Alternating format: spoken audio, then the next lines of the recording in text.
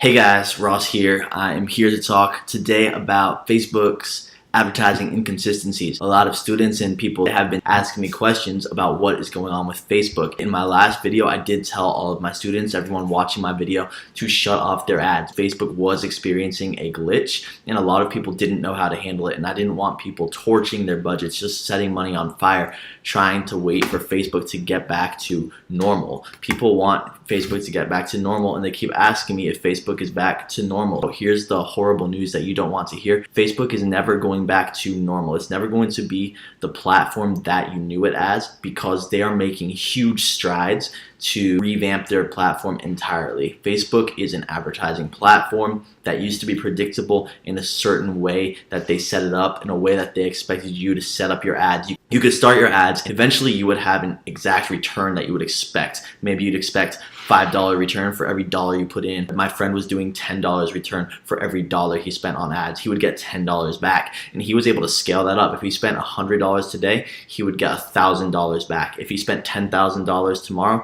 he would get $100,000 back. That's just how it worked. I watched him scale his business up to the millions, no problem.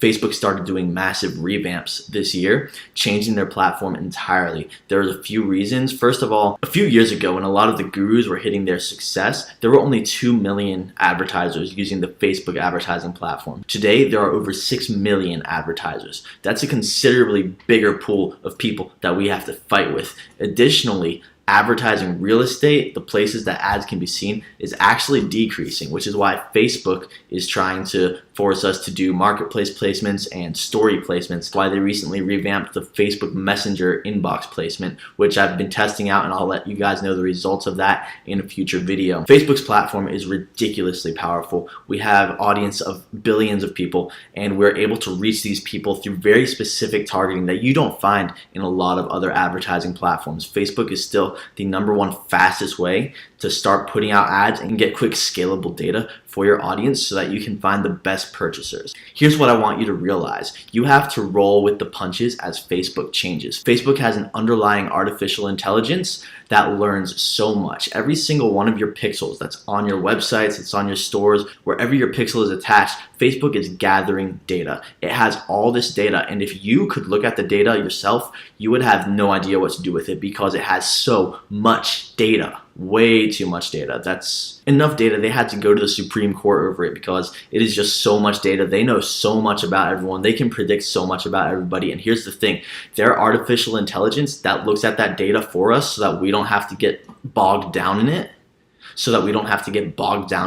it is not perfect. Artificial intelligence still has a long way to go until it's actually intelligent. That being said, Facebook's artificial intelligence makes insane predictions. By the way, they don't call it their artificial intelligence, or maybe they do, I don't know. I'm just telling you how it works. Their underlying system, Facebook's underlying system, makes predictions based on past data from your website, based on data from other people's pixels. Facebook is able to predict and send you the sort of buyers that you need for your product, the sort of customers that would patronize your store. Facebook is trying to make its platform more autonomous. It's trying to take control away from us, the advertisers. And at first you might think that's a bad thing. I want to be able to manage my ads. It's actually a good thing. Facebook has access to such a higher level view of the data and such advanced prediction algorithms that, given the right set of criteria, Facebook is able to find you the perfect buyers. It's so advanced, it could find you the best version of your customer that will spend the most money possible over the course of their lives.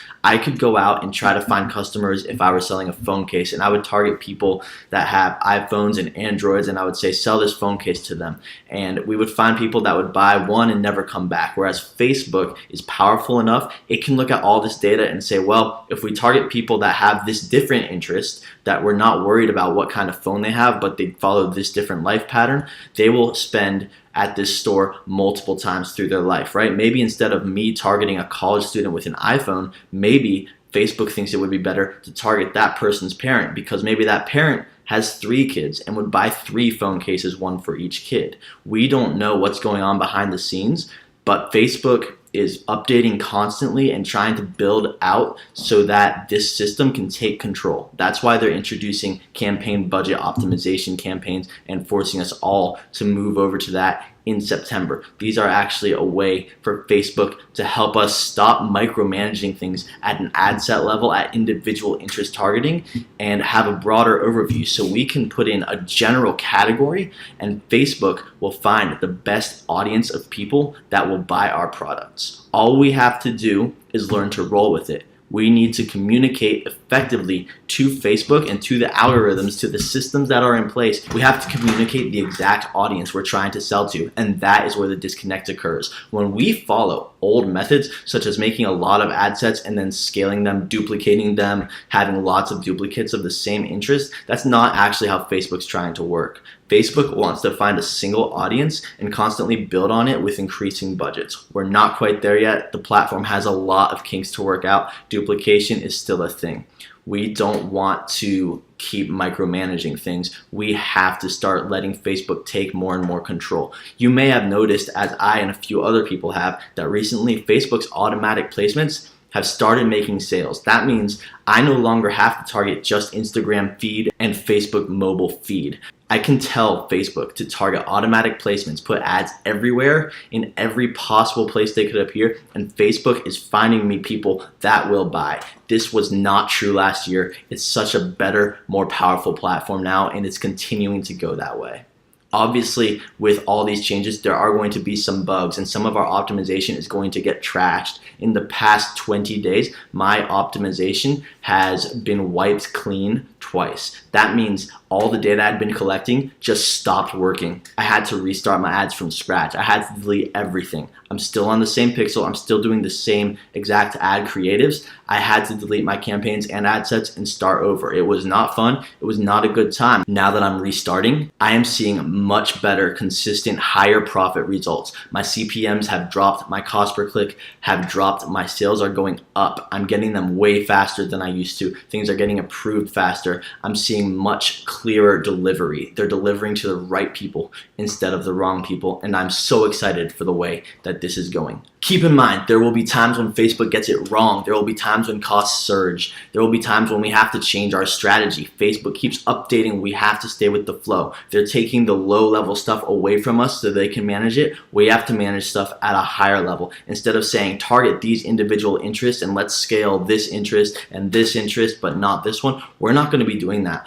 All we're going to say is, this is the broad audience I'm going for. Facebook, go. And then we have to say, you know what? I'm willing to put more budget into it. We're going to have to watch day-to-day fluctuations. We're going to have to be willing to lose money up front so we can see a bigger return ahead.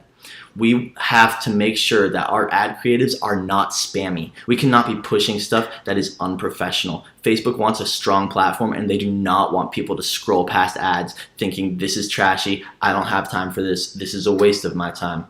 Facebook does not want that. Facebook makes their money the longer people spend time on their platform. And if we have a stupid ad that drives people away, Facebook will hate you. If Facebook hates you, you're going to have a bad time. They will take your money, but they will deliver the worst traffic. People will flood your site and they won't even add to cart. I've seen it happen. It's not pretty. Make sure you stay on top of your game. Treat Facebook as if it's trying to do you a favor, and try to do Facebook a favor back. Give it quality data. Give it quality creatives. Facebook may break sometimes. It happens. I was a programmer by trade. I quit my job programming full-time so I could dropship full-time because I honestly do not like programming at all. Wasn't a fan. It bored me to death. Okay, so I wasn't dead, but I think I might be. I'm probably undead. I live on Monster. Anyway, I definitely do not recommend keeping everything on Facebook. It's not because I think Facebook's gonna go up in flames or just stop working. It's because it's never a good idea to have all your eggs in one basket. You should be testing Reddit ads, Pinterest ads, Snapchat ads, Google ads, Twitter ads.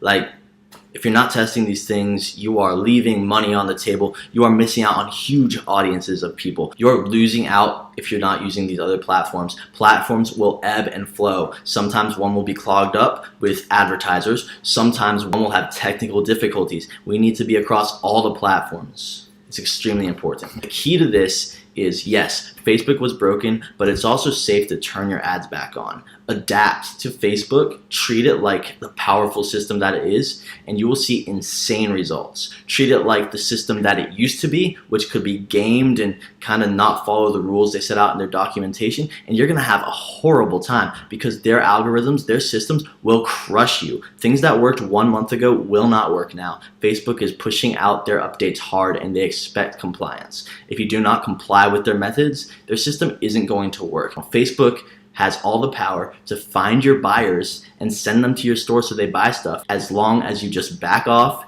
and don't micromanage it, as long as you give them the right creative. If you don't put gas in a car, it won't go. If you put trashy creative in Facebook, or don't spend enough money on Facebook, or don't give it time to optimize, it will not work. Facebook has to optimize for you, and you have to play by its rules. You have to use the scaling strategies that they recommend. You have to use the testing strategies that they recommend. If you don't do that, it's just never going to work. Just like trying to drive a car from the passenger side. You can technically get where you're going, but it's going to be long and painful and really not worth the effort. That's the wrap up to what's going on with Facebook right now and why you should just go straight ahead. My next video, I'm going to show you my strategy, how I am getting back and running after Facebook's crash.